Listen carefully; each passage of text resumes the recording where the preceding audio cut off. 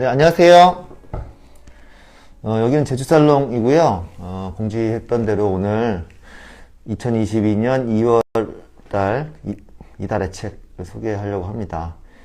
저는 제주살롱에서 책방을 지키고 있는 북집사라고 하고요.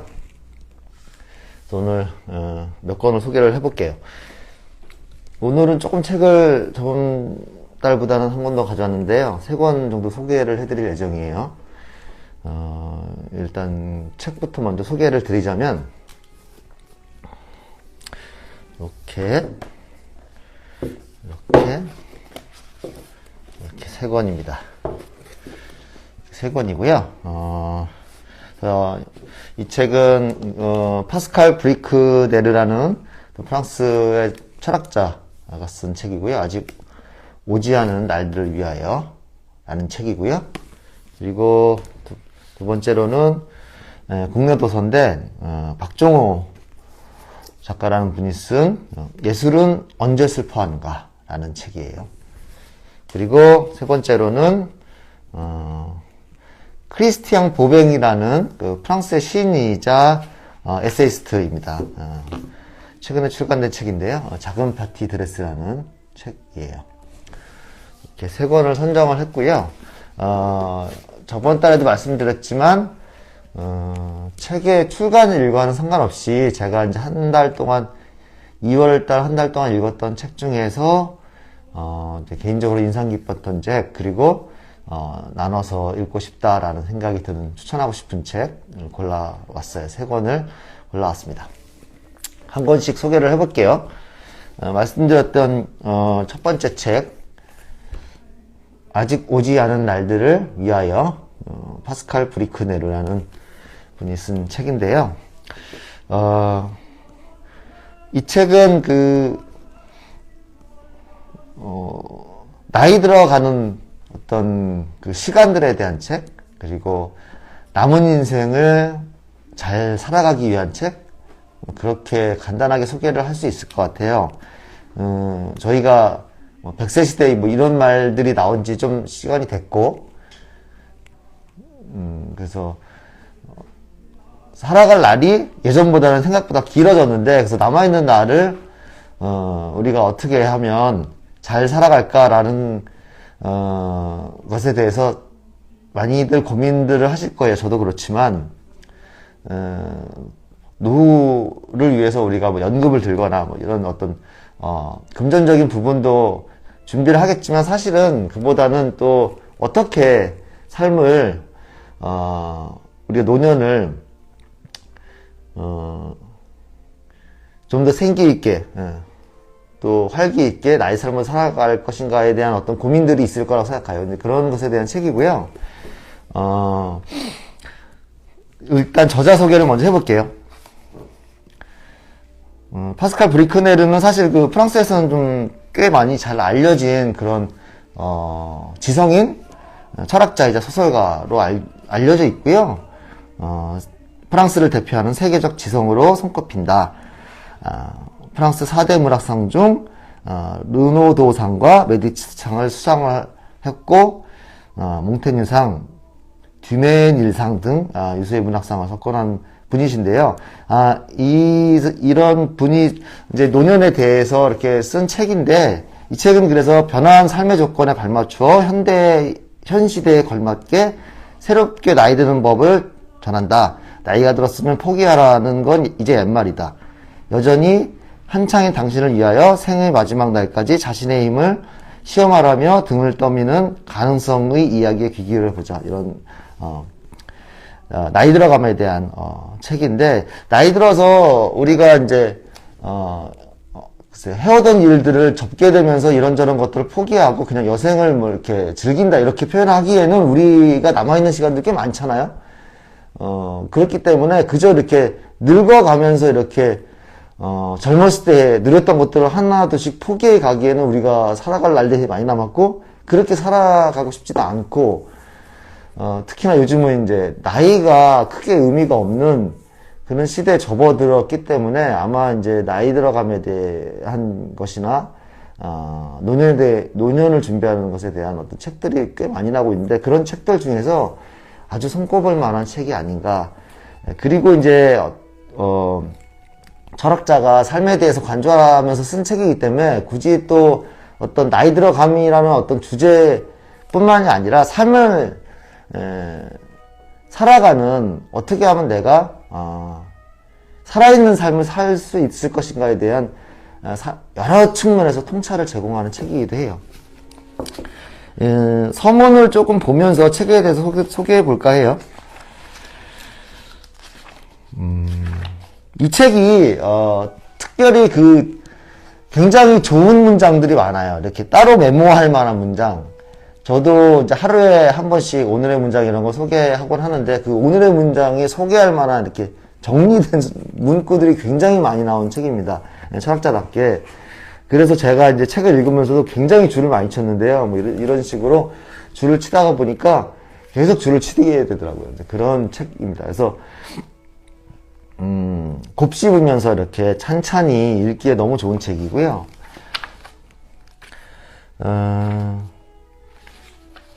서문의 어떤 나이 들어감에 대해서 이분이 하시는 얘기를 좀 읽어볼게요. 몇 문장. 나이가 들었다고 해서 내가 꼭 그 나이인 것만은 아니다. 그렇죠. 서류상의 내 나이와 스스로 느끼는 내 나이 사이에 간극을 두고 하는 말이다. 요즘 시대에는 그 간극이 너무 크다. 그렇죠. 이게 옛날에 예를 들면 뭐 40대, 50대하고 지금의 40대, 50대가 완전히 다르고, 40, 50대가 사실 이렇게 중년이라고 뭐 칭해지지만, 나이 든 세대라고 하면은 또 40, 50대가 굉장히 서운하겠죠? 그렇지 않습니다. 그래서, 요즘 우리가 알고 있는 많은 어떤 수많은 유명인들의 삶을 봐도 그렇고, 조금만 더 읽어볼게요. 이제 사람들은 인생을 자기 마음대로 여러 번 살 권리를 요구한다. 그렇죠. 나이 먹는다고 철이 드는 것도 아니요. 나이 때문에 사람이 무너지지도 않기 때문에 자기 나이로 보이고 말고가 없다. 나이는 수많은 변수 중 하나일 뿐이다. 이제 우리는 생년월일, 생물학적 성, 피부색, 지위 따위에 얽매이고 싶어 하지 않는다. 인간 조건은 여기저기에 금이 갔고 다양해졌다는 얘기죠. 우리는 정체성과 세대가 이동적인 시대에 진입했다. 맞습니다. 여러 가지 기존의 사회, 우리 나를 정의하는 여러 가지 그런 딱지들이 있죠. 뭐 성별도 있을 수 있겠고, 나이도 있을 수 있겠고, 직업도 있을 수 있겠고, 그렇겠지만 그런 것들로 나를 다 설명할 수 없는 시대예요, 지금은. 다들 나를 조건 짓는 어떤 그런 속성으로부터 벗어나와서 내가 되고 싶어하는 그런 시대고, 그것은 젊을 때나 늙어갈 때도 마찬가지인 어떤 인간의 근원적인 욕망이기도 하죠.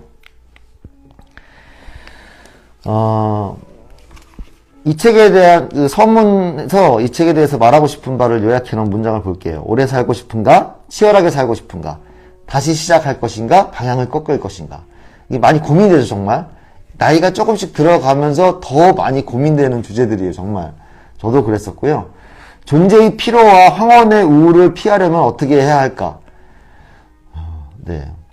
이게 많이 와닿는 문장인 것 같아요. 피로와 우울을 피하려면 어떻게 해야 되는가? 크나큰 기쁨과 슬픔을 어떻게 감당할까? 회한이나 실증을 느끼고도 여전히 인생이 잘 흘러가게 하는 힘은 무엇인가? 엄청난 질문들이죠. 인생의 계절에서 가을의 새봄을 꿈꾸고 겨울을 최대한 늦게 맞이하기를 원하는 모든 이에게 이 책을 바친다. 굉장히 환영할 만한 문구가 아닌가 싶습니다. 그래서 말씀드렸듯이 이 책이 어떤 황혼의 우울로 접어들어가고 굉장히 피로한 어떤 시간들로 이렇게 내 삶이 이루어져 가는 것에 대해서 어떻게 하면 저항하고 내 삶을 살아있는 삶으로 계속 나이 들어서도 유지할 수 있을 것인가, 그에 대한 어떤 성찰과 방법 그리고 태도, 이런 것들을 얘기하고 있어요. 삶의 어떤 다양한 측면들을 이렇게 짚어서 얘기하는데, 차례를 보시면 이렇습니다. 포기라고 해서 포기를 포기하라, 이렇게 시작을 하고요. 자리, 아직은 퇴장할 때가 아니다. 그래서 이게 어떤 나의 어떤 되게 은퇴를 하게 되면 내 자리는 없어진다고 하잖아요. 그것이 그렇지만은 않다라는 것이죠.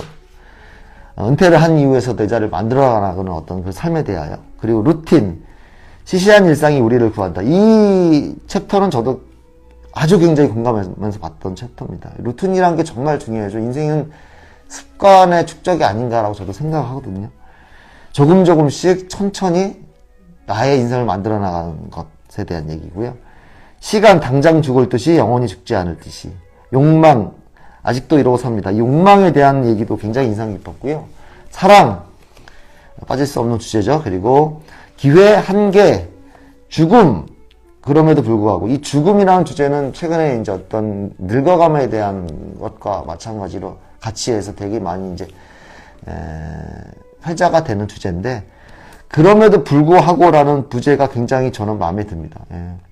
우리는 죽어가고 있고 죽음을 피할 수 없지만 그럼에도 불구하고 또 한편으로는 죽음이 있기에 더욱더 하루하루가 소중한 게 아닌가, 그런 얘기들이고요.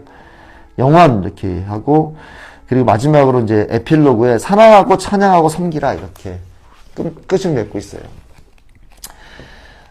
본문에 너무너무 읽어주고 싶은 문장이 너무너무 많지만 다 생략하고 시간 관계상 에필로그에 어떤 그 사랑하고 찬양하라, 이런 말에 어울리는 마지막 문단을 읽고 정리해 볼게요.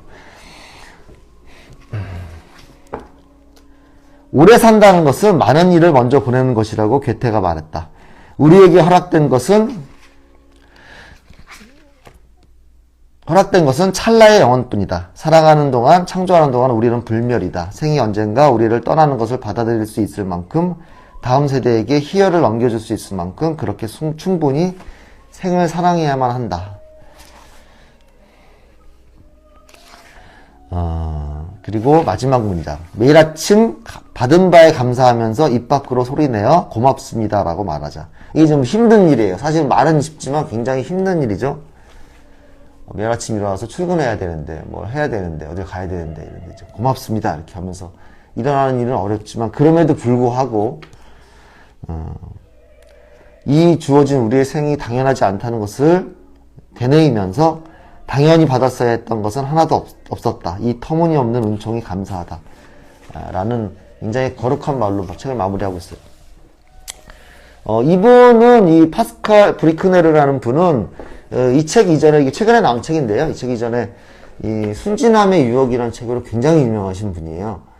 이 책은 저희도 이제 북카페에 가지고 있고, 이게 저희가 입고하려고 보니까 품절됐더라고요. 그래서 굉장히 이렇게 독서가들 사이에서는 이렇게 고전으로 꼽히는 책입니다. 책이 조금 어렵긴 한데 아주 그 심도 깊은 통찰을 담고 있어요. 인간의 어떤 성장하지 못하는 유아적인 심리에 대한 이런 통찰도 있고, 요것도 저희 북카페에 있습니다. 그래서 제가 이걸 읽고 너무너무 큰 어떤